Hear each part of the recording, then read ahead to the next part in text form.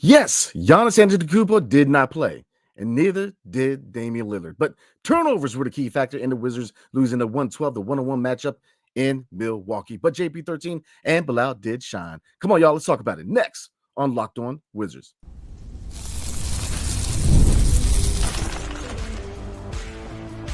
You are Locked On Wizards, your daily Washington Wizards podcast, part of the Locked On Podcast Network. Your team every day.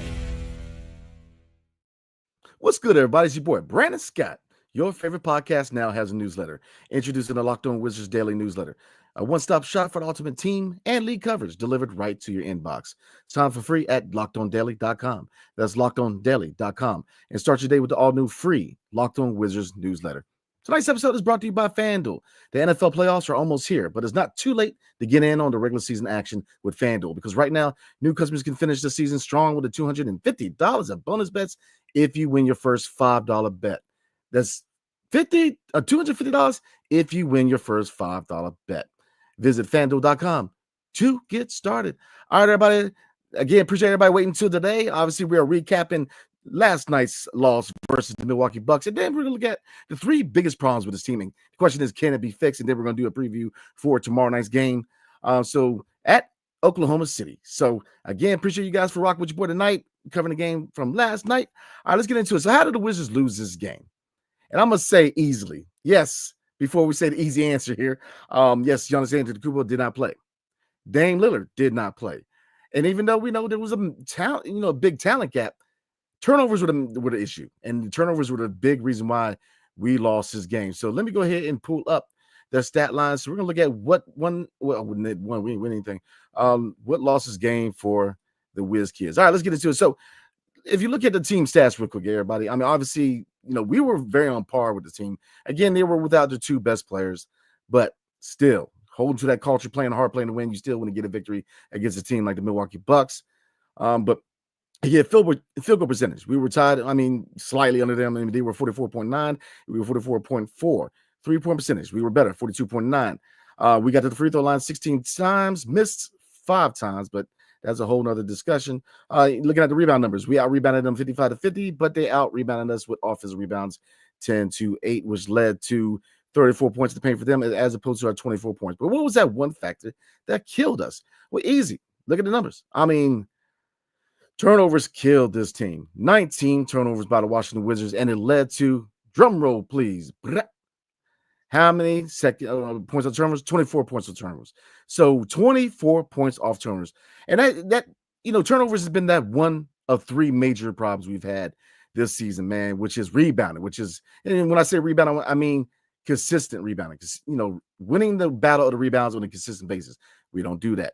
Are we better? Yeah, you can say we're better than last year, but we're middle of the pack if you look at the numbers game. But look, defense, all aspect of defense is also an issue for this team. And of course, turnovers. So those are the 3 issues for this team.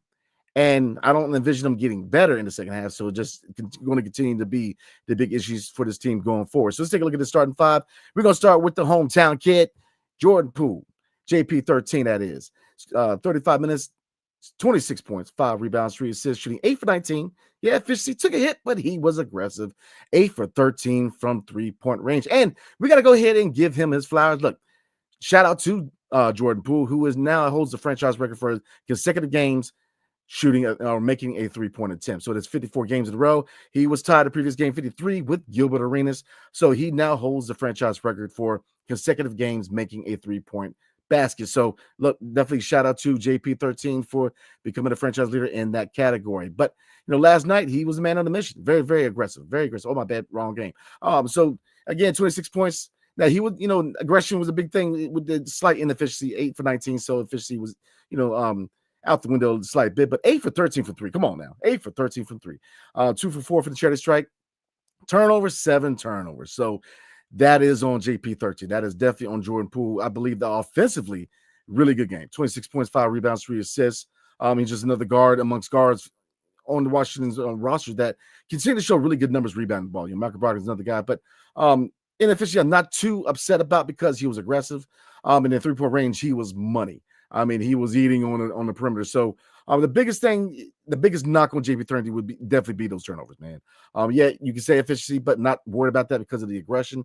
But 7 turnovers, he's got to work on that. Talking about guards, Malcolm Brogdon, 5 points, 5 rebounds, 3 assists. Not his best night shooting the ball.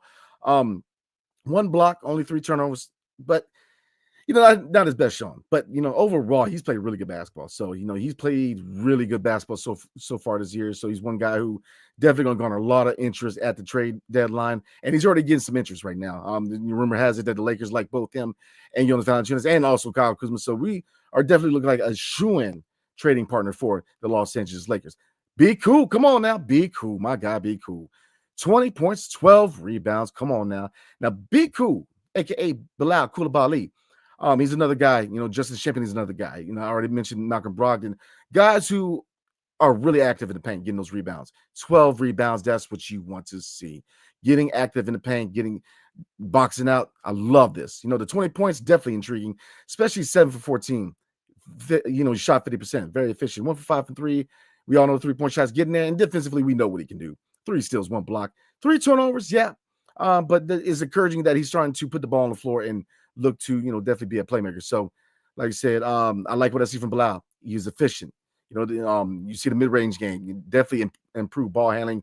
And like I said, you want to continue to see him put these type of performances, because if he's playing good like this now, wait till in the second half of the season, once he becomes that second option behind Jordan Poole, and become that 1-2 punch in the event that Kyle Kuzma is moved, hopefully at some point. So like I said, Bilal Coulibaly, really good game from him last night. All right, so Justin Shimpton, I already mentioned his name. Not his best night, but he was active in other areas, right? Only 3 points. He only played 16 minutes as a starter, so keep that in mind. 6 rebounds. Again, I love the fact that he gets in there and gets those boards. 1 for 3 overall from the field and 1 steal. So very uneventful night for Justin Shimpton. But overall, I think, obviously you want to see more going forward. Still in the early portion of the season, but if he continues to show that he could be a key contributor going forward, and I'm not saying as a starter or even a star player, but looking at Justin Shimpton, man, looking at it, being a contributor on the second unit or in an event of injuries like we're seeing now coming in to start, I think he's a guy that you definitely should consider keeping around. Still a little early in the season, but I think he's shown enough to, definitely keep the Wizards intrigued about his long-term fit here in the nation's cap. Look at Alex Sarr, 11 points, 5 rebounds, 3 assists. He shot 4 for 7 from the field, 3 for 6 from 3. Small sample size, but not bad from an offensive output.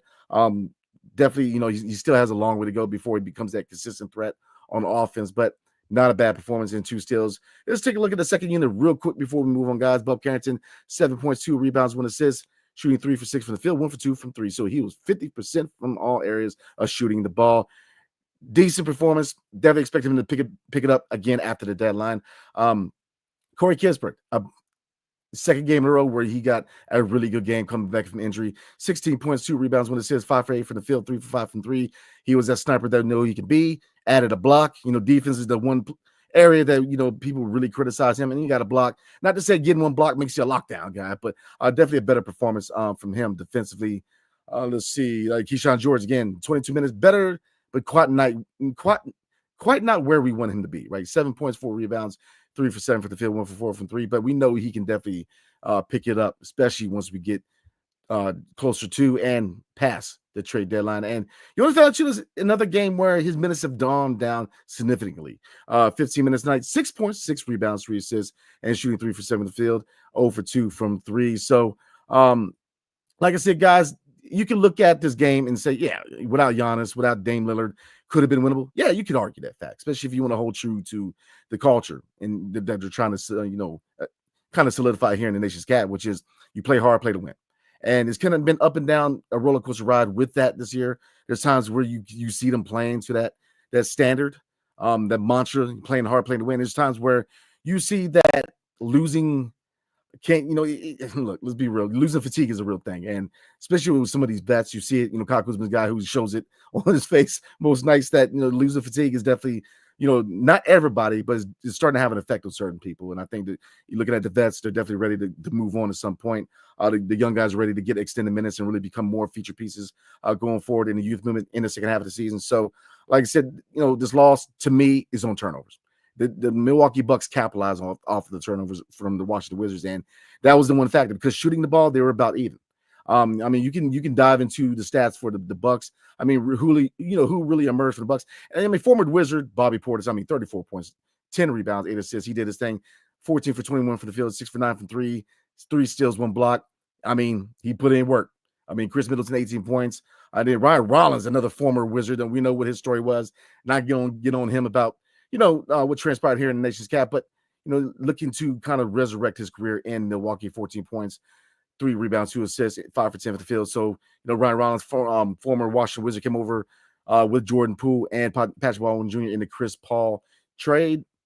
But they're starting 5 shine outside of Jackson and their second unit, Gary Trent. So, like I said, this is one of those games where, yes, there was a clear talent gap, but it came down to turnovers, in my opinion. Turnovers killed this young team, man. And, you've got to work on ball security. You've got to work on ball security because, most nights we're going to have a talent gap. But if you want to keep games close, you have got to hit 2 out of the 3 problems, which, again, guys, the 3 problems that have been predominant problems for this team have been turnovers, defense. And when I say defense, every aspect of defense, and rebounding. And yes, rebounding has got better with the acquisition of Jonas Valanciunas and other people really getting in, Justin Shimpany, Bilal Coulibaly, Malcolm Brogdon, and Jordan Poole.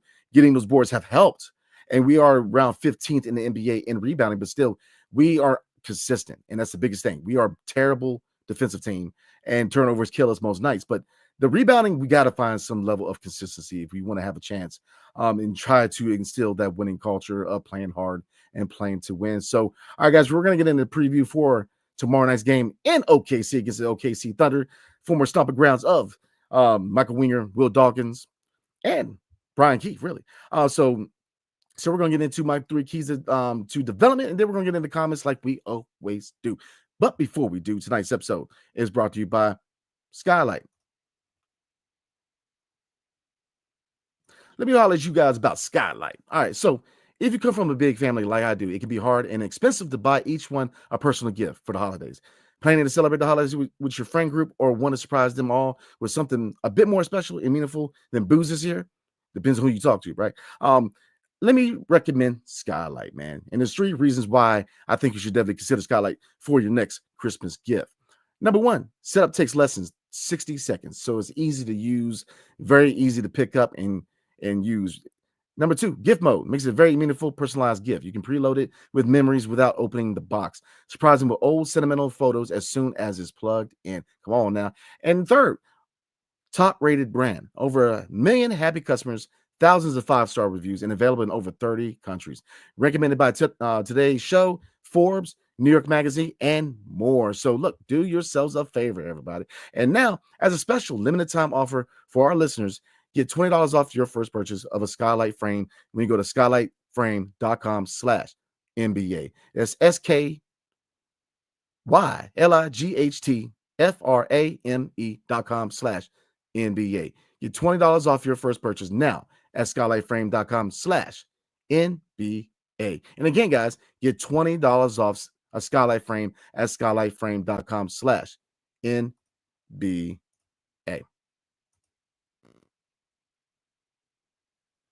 All right, everybody, let's get back into this thing. So let's get into a preview for tomorrow night's game in OKC versus the Oklahoma City Thunder. So we're going to look at some key stats team-wise and kind of formulate our keys to development from there. So I mentioned earlier, defense. We are the 25th ranked defense in the NBA, allowing 107. Oh, no, let me push back from that. We are the 25th offense in the NBA, scoring around 107.5 points per game.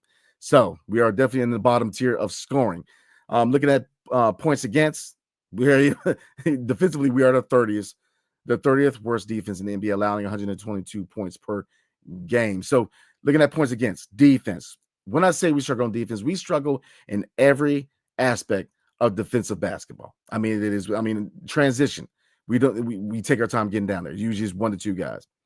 On the perimeter, we don't close out the shooters. We allow teams, through, really slow switches.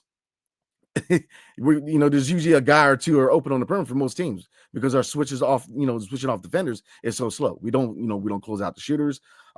Interior defense, we at times have struggled. Yes, Alex Sarr and Jonas Valanciunas have done well with interior defense, but as a team, even you looking at Alex Sarr, yes, he's been a good rim protector, but lateral defensive movement, he has struggled. Especially he has struggled against faster power forwards when he's at the power forward position. Jason Tatum was one example. So defensively, we are a really bad defensive team. That is something is it going to be fixed anytime soon? No, it's probably a problem. It's going to be kind of fixed in the offseason, right? Because when we get into the youth movement in the second half, it's going to be, especially when you look at turnovers, which we're about to talk about, you're going to have a lot more mistakes because it's going to be a younger roster. So, if you're looking for us to fix turnovers, you're not going to fix that problem for at least, next year. And same thing in rebounding. You move on from Jonas Valanciunas, you're going to see a dip in rebound, and it is what it is. So those three problems of defense, consistent rebounding, and turnovers. These aren't problems that are going anywhere. And we got to be 100 about that. These problems aren't going anywhere. And you can argue that they're probably going to get worse when the youth movement, because with a more younger roster, there's going to be a lot more mistakes. And yes, you want mistakes to happen. You want them to kind of work through those mistakes and definitely make those mistakes. That's part of development. But like I said, it is what it is. Those are the three major problems. So looking at defense, my first key to development for Oklahoma City. We know what it is with Oklahoma City. I mean, we know what it is as far as the talent gap. The team is loaded. So we're going to take a look at their roster after we get out of the three keys to development. All right, so number 2 and the three keys to development.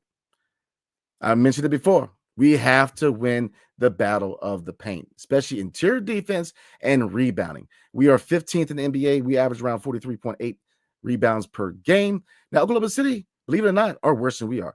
They're averaging around 43.4 rebounds per game. So this is, a very good matchup as far as winning the battle of the paint, because the stay in games, we have got to win the battle of the paint, especially the battle of the rebounds. And like I said, there's times where we do, but everything's about consistency. We have got to be more consistent. And that goes back to culture, developing a winning culture, which is consistency. Your top teams are consistent.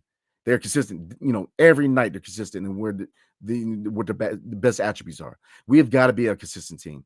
We cannot be Jekyll and Hyde, be a really good team one night, the next night totally forget about all the things we learned from the previous night. We've got to show a high level of consistency if we want to be successful, not only this season, but going forward. Now, obviously this year, we're not going to win many games, but again, we talk a lot about culture, and you want to build that culture now, not tomorrow, now. All right, turnovers. We already mentioned it. The third key to development. We've got to work on turnovers. Now, the Oklahoma City Thunder are first in the NBA when it comes to turnovers per game. They're only committing 11.3 turnovers per game. So what it tells me is not only is ball movement very fluid, but ball security is highly prioritized. We are 28th. We are committing 50 feels like it, right? 15.8 turnovers per game. So we are definitely one of the, the worst teams again on turnovers. We commit a lot of turnovers, and that is the one factor outside of, rebounding, losing the rebound battle, or defense, especially perimeter defense, which usually sinks us. And it showed last night that turnovers had a factor, if not the key factor last night. Anytime that you give that many turnovers and then they're able to capitalize with 26 points, I mean, it tells you the tail of the tape right there, is that we have to prioritize ball security, which is, like I said, that's not an area that's going to get better as the season goes on, because as you guys know, there's going to be a youth movement in the second half of the season. So, just put your seatbelt on and just enjoy the ride, because it's not going to get better. But if you want to establish and solidify that culture of, that winning culture of playing hard, playing to win, and doing so on a consistent basis, then turnovers have to be one of those areas where you have to nip it in the bud early on, man. Turnovers in any sport, you'll lose that game if you lose the battle of turnovers. I mean, other than the Commanders, because we got fired today and we still won. So, I'm saying, but getting back to the point, we've got to work on turnovers, because they destroy this team. Any chance that we think we have, turnovers are usually one of those factors that sink us. And we saw that last night. Was the winnable game, in my opinion. Yes, you didn't have Giannis. You didn't have Dame Lillard. And, Bobby Portis definitely put the work in. Can't take away from that. But it was a winnable game, because we only lost by 11 points.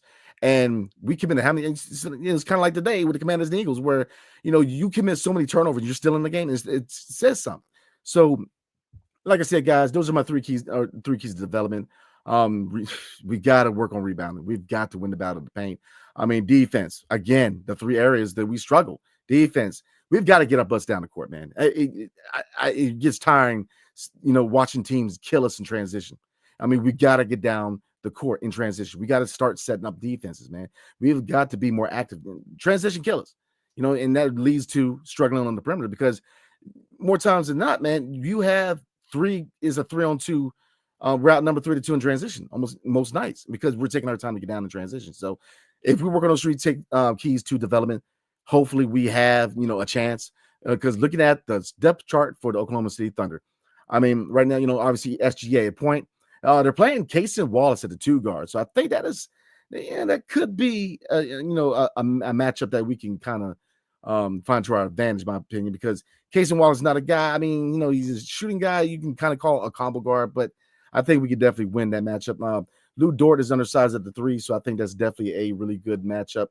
Because I expect Bilal to be on SGA. So, and Jalen Williams is going to be another matchup. It's going to be really hard for us at the 4, man, in my opinion. Then Isaiah Hartenstein, I think, could be a really learning matchup for Alex Sarr. And then looking at their bench, I think that Jonas Valanciunas can definitely a good matchup against Kendrick Williams. So, can you argue, is it winnable? I'm not going to say it is. I think that there's a big talent gap. We know that. They don't even have Chet Holmgren, so like I said, you definitely want to see them play to win. I'm going to say that. It's kind of like football where they say, any given Sunday. Like the NBA is any given night. So I definitely want to see them play them hard and definitely try to win this game. But we know what it is, guys. We're 4-22. We know what it is. But culture is important. So that's what I'm saying. You've got to build a culture. I thought they were. There was times where you see it and there's times where you don't. So we got to find consistency in many areas, not only on defense, but culture. Play hard, play to win every night, not just some nights, every night. So like I said, we're going to get into comments like we always do. But before we do, tonight's episode is brought to you by BILT. Today's episode is sponsored by BILT Rewards. If you're a renter, listen up. This is a total game changer. Thanks to BILT, you can now earn points on rent payments, just like you do with groceries or travel. Paying rent now comes with serious perks, and it's completely free to join. So, guys, look, if you're a renter, definitely take advantage of this because we all know when you pay rent, you're pretty much paying for your landlord's house note, right? So if you're going to pay rent, pay towards something that you can definitely benefit from. And there's a lot of reasons why you should definitely rock with BILT. I mean, number one, you can earn valuable BILT points on your rent and everyday spending at no extra cost. Doesn't cost you any extra. Redeem points towards flights, hotel stays, and even future rent payments. With over 500 airlines and 700,000 hotels in their program, the possibilities are endless. Access unique experiences that are exclusive to BILT members. All good reasons why you should definitely at least consider BILT. Because again, guys, if you're going to pay rent, at least pay towards something, right? And at least pay towards, maybe if you don't go, if you're like myself, who likes to go on vacations a lot and travel and see not only this beautiful country that we live in, but the rest of the world, right? And for you listeners from other countries, you understand. So there's a lot of perks to rocking with BILT. So look, start earning points on rent you're already paying by going to joinbilt.com/lockedonnba. That's joinbilt.com/lockedonnba to make sure to use our link so they know we sent you guys. Don't wait. Start earning rewards today. Tonight's episode is also brought to you by FanDuel. The NFL playoffs are almost here, but it's not too late to get in on the regular season action with FanDuel, America's #1 sportsbook. Because right now, new customers can finish the season strong with you $250 in bonus bets if you win your first $5 bet. FanDuel has so many ways you can pick up that dub. I love betting on which players will score a touchdown or how many points each team will score. It's thrilling. But look, don't take my word for it. Just visit FanDuel.com to join today. That's FanDuel.com for your chance at $250 in bonus bets. Make every moment more with FanDuel, the official sportsbook partner of the National Football League. All right, everybody. Again, I want to shout out to everybody for rocking with your boy tonight. Saturdays are, you guys know, are hard days to do recaps. So definitely appreciate you guys waiting to today to do the live recap, man. So definitely appreciate you guys, man. So let's get into the comments. Kicking it off tonight is Bucket Getter. He says, from a lifelong diehard Eagles fan, I can say JD5 is that guy. What a game. We got y'all if Hurts stays healthy. There's a lot of coulda, woulda, shouldas, but it is what it is. A win is a win, baby.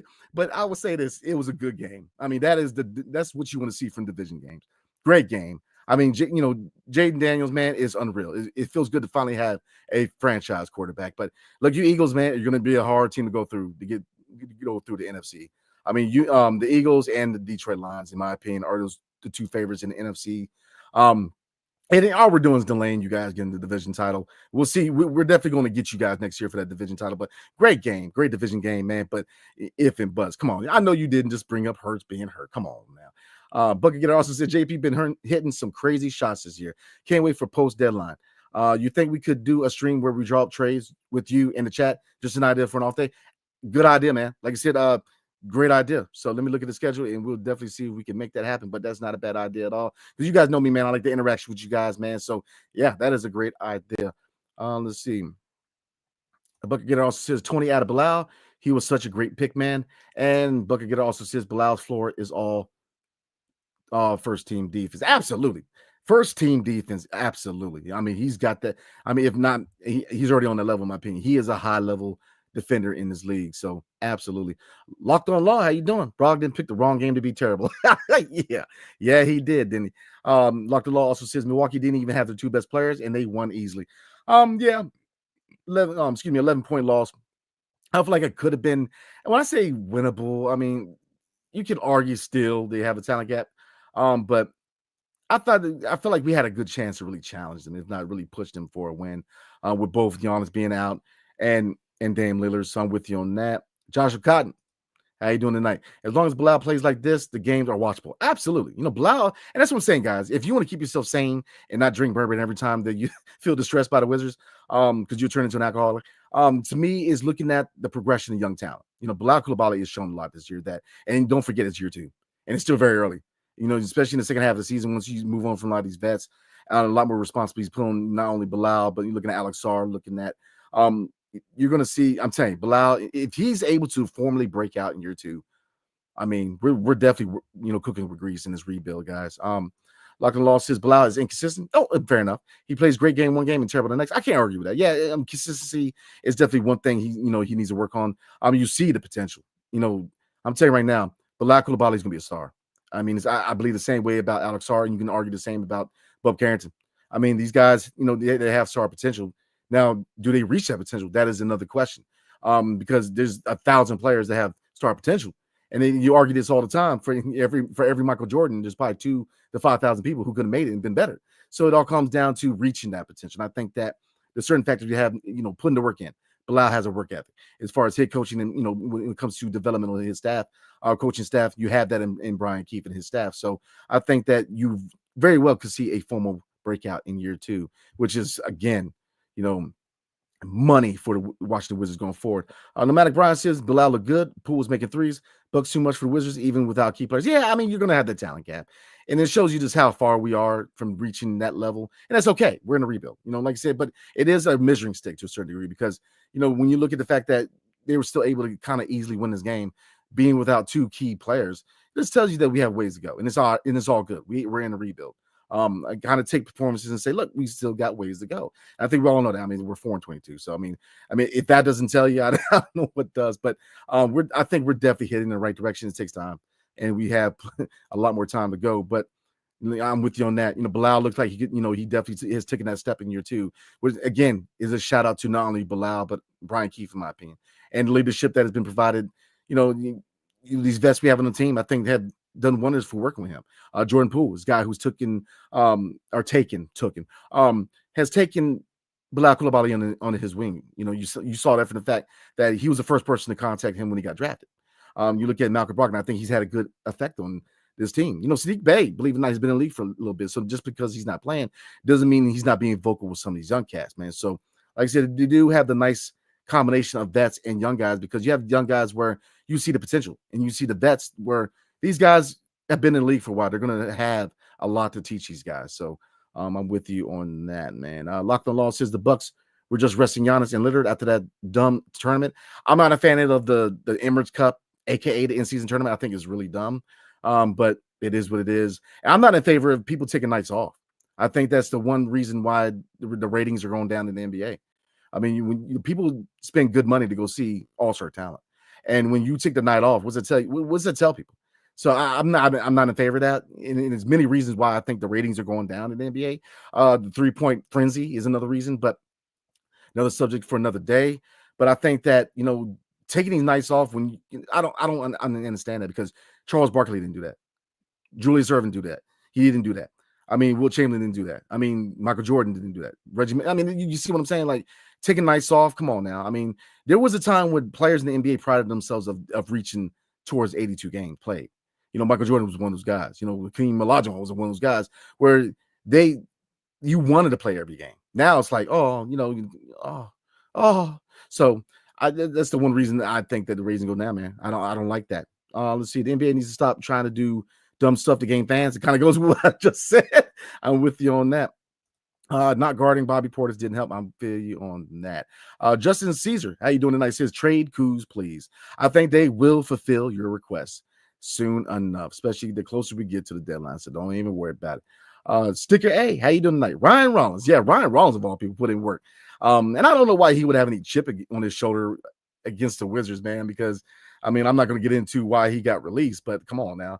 That wasn't really on the Wizards. That was on you, brother. So, but you best believe being a former team is going to try to, show out a little bit. Should Biz won? Come on now. I know this isn't basketball, but Commanders 10-5. Oh, yes, I know. 10-5 when we beat the Eagles. And there was a whole lot of junk being thrown our way before the game.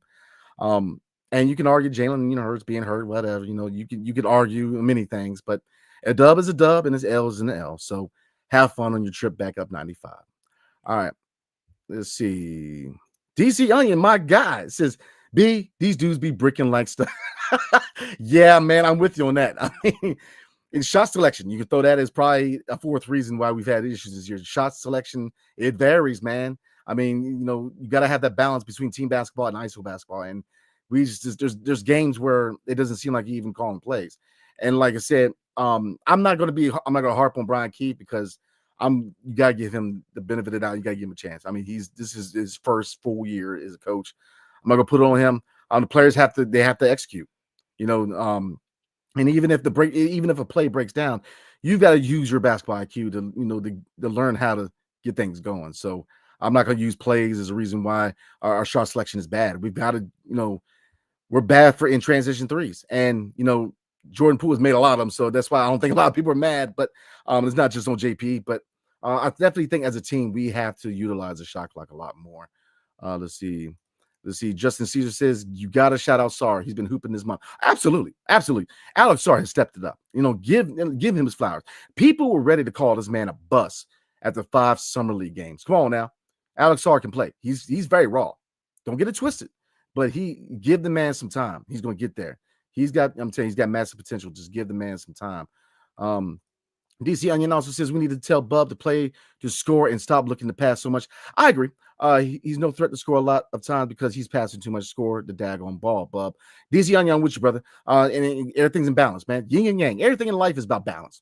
I don't mind him being a distributor, but I want him to pick up that scoring mind, that scoring mentality again. So I'm definitely with you on that. Definitely agree. Bree, how you doing tonight? Malcolm plays better coming off the bench. He should put Bub back in the starting lineup. I do. And here's the thing. I agree, but disagree. I do agree with you. I agree more than I disagree. The reason I say slightly disagree is I think that they've done better with, doing the lineup, really building the lineup using matchups and really looking at looking at the game. There's times where Malcolm Brogdon in certain matches does make sense, but I'm with you. I see him more as a 6th man. I know that they're investing heavily in the backcourt of Jordan Poole and Bub Carrington. So it can't hurt to have 2 playmakers in the backcourt, but Malcolm Brogdon's been playing really good ball. So I guess it really depends on matchups, right? But I definitely agree with you. Let's see. Nomadic Brian says, nice game, Commanders. That was fun to watch. That was a good game, man. Really good game. Really good game. Like I said, I'm a Commanders guy. We talk a lot of junk with Eagles, but you know what? We always play good games. So, shout out to the Eagles, man. They played a good game today. They really did. That was a really good game. And, we've committed a lot of turnovers. And I was very surprised to be in the thick of that game, man, because we turn over the ball a lot. W Man says, B Scott, I didn't know you were going live today. Yeah, man. I think I put it, I believe, put it out the previous video, but or probably the video before last. But yeah, man, I go live after each game. The only games I won't go live mostly is Saturday games. It varies. If I have nothing going on, then I will knock one out. If not, I'll probably wait to that Sunday. Friday night games. Previously, me and Ed didn't do Friday night games, but I'm more willing this year to do them because my schedule's different. So Friday night games usually I go live. So yeah, let's see. All right, guys, we're around the 34-minute mark, so I'm gonna try to knock out 2 to 3 more comments real quick, guys. So let's see. Get through this. Sugar Biz one, good question. B Scott, if you were the GM, what kind of steps would you do to increase the NBA numbers? As a league, that's probably another conversation for another day because that's an extensive list that I think that the NBA, as far as overall as a league, I'll say this real quick. You know, the 3-point shot has become a frenzy to where it's starting to become a detriment to the game, in my humble opinion. I mean, I'm not going to say that the game now should be like the game in the 90s where it's a mid-range game. I think that Stephen Curry, really turning the 3-point shot into more of an art form, a more valued commodity in the NBA game is not necessarily a bad thing, but we've turned into a bad thing. You know what I mean? If you look at the shot attempts as far as 3-point attempts now compared to like 10, 15 years ago, I mean, there was a time where if you were 0 for 3, you probably stopped shooting the 3-point shot. Now you got guys who you didn't even expect to shoot a 3-point shot are shooting around 3 to 5 threes a game. So I mean, it's just one of those things where you got to curtail it a little bit, in my opinion. But here's the thing. I mean, the NBA's had so many different eras. The next era is probably gonna be different. The 90s. For you, for old heads like myself, we remember the MJ years and the Larry Bird years. And you always had 3-point shooters. You had Dennis Scott, you had Reggie Miller, you had Ray Allen. The list goes on. Larry Bird, in my opinion, one of the best, if not the best. So it's an era we're going through now. If you're looking at overall, matter of fact, that'll be a subject we have for another day because it'll probably take me another 5-10 minutes just breaking down what I would change. I think the Wizards bring fans back because it is hard in DC to bring fans to the arena. They're doing it. The outreach to not only DC but Virginia and Maryland and stretching it to be more. I think you need to embrace be more a little bit more. And I think that the fans will show up. But obviously the biggest thing is winning. And, that's going to be the biggest factor. So that is definitely an idea for a topic for another day. Definitely appreciate you, Shug. So we're going to do 2 more, guys. Like I said, I hate to miss anybody's comment. 7Tico84 says, what is the best trade package for Kuz? Really? And I wouldn't mind keeping Brogdon to help guide the young guards. I agree. I agree 100%. We keep bringing them back. Let's see. Okay. Vincent, I think you're talking about, yeah. Matter of fact, this week coming up, we're going to be doing a lot of trades, man. So like I said, definitely going to dig deep into trade packages for not only for Kuz, for Malcolm Brogdon, and for other players in the roster, especially Jonas Valanciunas. So definitely tune in for that. So this will be the last one. I hate to miss anybody's comment. We're going to do 2 real quick. DC Onion says, will Dawkins go get Cam Whitmore? Yes, sir. And then Locked on Law says, if you're old enough, you remember when DC was a basketball talent first, football second. Yeah, I'm with you on that. So, all right, guys, like I said, shout out to you guys, man. Thanks for rocking with your board tonight. And we will be going live tomorrow night. Definitely tune in tomorrow night for the Wizards at the Oklahoma City Thunder at 8 o'clock. So, tune in for that, because we will be going live at around 10:30 Eastern time PM. So definitely tune in for that, guys. So again, shout out to you guys. Thanks for chopping up with your boy tonight. And I will see you guys tomorrow night for the live recap of the Washington Wizards versus the Oklahoma City Thunder. All right, everybody, have a good night. Have a blessed night. Peace.